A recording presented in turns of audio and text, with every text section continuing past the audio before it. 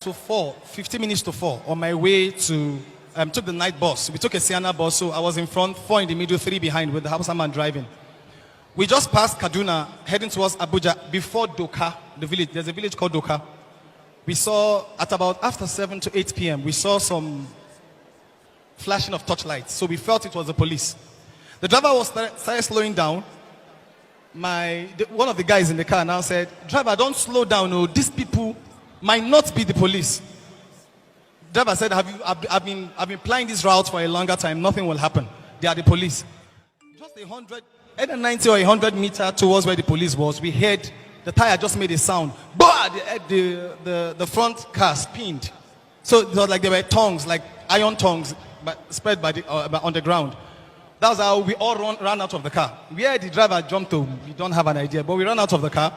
Then we started running backward because we saw the people that were flashing the torch brought out guns, and those guns are not funny. So we started running backward. Hey! On our way backward, we saw the same different sets coming towards our direction. So they opened fire, but not to us. They started shooting upward. So we all lay down. They came, and we were 4 guys, 3 ladies. So they started batting us. That long stick. They started hitting our legs. While we were screaming and begging, just kept hitting every part of us. They now carried us, tied us, hands backward, blindfolded us, and covered our head with a hood or something. We started walking for a longer distance into the bush, and they kept us in the house. So they gave us phone and said, "Call your loved ones." Wait, these people, are they police or kidnappers? They are kidnappers. They are bandits. We don't bandits. Call that place. They are not. This is kidnappers. Will just ask for money and maybe somehow let you go. I don't know. But they gave us phone and said, "Start calling your family." Me, I only have one person, my twin sister, and we both. I'm studying medicine. She's studying law, so that I'm even the one sponsoring her in school. So there's nothing we could do. I just told them I don't have anybody. They say, "You don't have. Come here. You." The person called, say, "I don't have." They say, "Come here." It was only one lady that called her family. They asked for 5 million naira. The family brought the 5 million. They released her. The 6 of us. Now, this is where the miracle started. They brought each person. They'll ask you, "So you people say you don't have the money?" Say yes. They will bend the head of the person with the knife, and they will keep cutting. Bend the head of each person, and they will cut. Then they will throw the head in front of everybody and tell you, reflect. In Hausa, they say, "Kayutunani akensa." Just keep reflecting on it. You must have somebody to call. Everybody started crying. We all started crying. There was a particular man just kept praying and kept saying that you should not worry, God will answer. What shocked me most was after the next stage, one by one, it was human day. Now I told myself, I said, "This man, nothing. As long as she's praying, God will hear us." But they bent her head, and the same thing. Everybody, until it got to, I was the last person. Wait, how many records? 6. They released 1. The other one, they brought, 5. They released 1, then cut 6, then plus me. We all 7. They have caught 1. That one, cut 2. Cut 2. Cut 3. Cut 4. Cut 4. Cut 5. The 6th person had gone. So the 6th person has gone. You are the 7th person. Yes. I was the last person. So they now, at that point when I realized I was the only one in the room with his head, I started shaking in fear. You know, it's easier to say some things to God and say in death you mean it until you come face to face. It's 2 different things. At that point in time, I knew I was going to die. If there was anyone God should show mercy, it's certainly not me. Because I know me. If there's anyone that God will show mercy, I'm the one castigating Christians now. You don't preach around me. You don't talk about God close to me. You don't dare. I just knew that my own was finished. But while I was in that room, I remembered my roommate said, "There's no way you will do something for God and God will leave you halfway if you're on a course for God." And he told me, he said, no, instantly I heard a voice, like a voice said to me, "You're on your way to OPM, right?"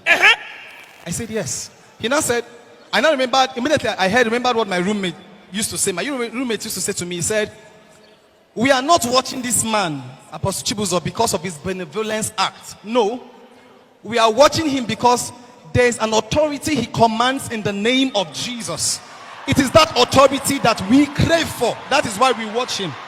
And my roommate said to me that, "Have you remembered one time in course of when we after our first MB, when we got into our clinicals, there was a particular course, neurological evaluation we were trying to do. My roommate said, do you know the reason why I passed that course? On a norm, I should fail that course. But every time Apostle Chibuzos begins to minister life, I place my hand to touch his face on that screen. And it's the authority in the name of Jesus that he commands that we believe in. At that point in time, I said to myself, I said, God, if you don't let these people kill me, how anyhow, I don't know. I will forever believe that you are God. One. Secondly, hide me if truly what they say about this man is true. Hide me under the grace that he carries. That when he gets to me, they shouldn't find me. They should find him. If they want to kill me, they should first get through him and kill him first. But let me hide under the grace that he carries. If I've been seeing him in my dreams, so there's something my roommate told me, I said, if you enter OPM, put your leg on the ground. You don't need to see him. Just put your leg here. If you have been dreaming about him, things will happen in your life. So I believed in that. They brought me out the next day, long story cut short.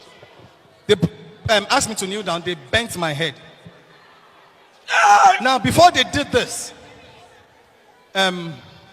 like a well of worship began to rise in my spirit. I started picturing his face. I started picturing Apostle Chibuzos' face. I will picture it and I'll close my eyes. So I couldn't look at my dead, so I started singing God. I started singing worship songs. They slapped me and asked me to keep quiet. They bent my head. The same knife they put and they started cutting. But as they cut, not a single cut.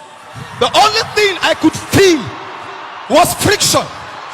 Friction. They kept cutting.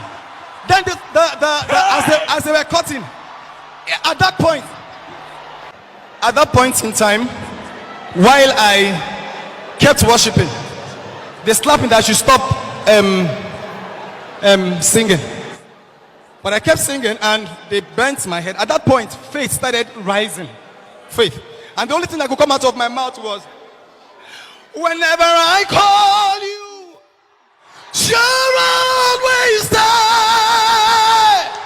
as my source. Whenever I'm in need, you will supply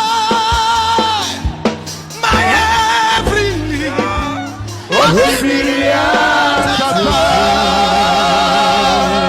Whenever I'm broken, you're there to heal me. I kept singing the song and they bent my head. They kept cutting the same time, but not a single cut, only friction. Then one of the bandits now said that they know exactly how to kill people like us. At this point, they brought fuel. They kept pouring me the fuel, but instantly two things came to my heart. The first one is, don't forget I said my face started rising. If the same God can deliver me by this cutlass, he will save me from this fire. Then instantly, I remembered while my roommates were in the room and they were listening to Apostle Chibuzos' song, there was one of his messages. I don't know what title of the message is, but I passed at that point when he said, even the three men in the fire yet didn't bow. At that point, I knew that if Shadrach, Meshach, and Abednego were in the fire and they were not burnt, how can I then get burnt? They poured the fuel at me, dipped the stick in the fuel, and then the man looked at me and said, if you have juju for everything, this one you don't have juju for it. They took this thing that they call Layla, something, this juju they tie on their hand, tied on the stick. The fuel was on me and they threw the stick. They dipped the stick in the fuel, lit it, and then threw it at me. It would get close to me, it will go off. The matches were on, get close to me, and it will go off. At that point in time, my worship began to rise. My worship began to rise. Hey! And that song says, mountain mover, my way maker, Ekueme,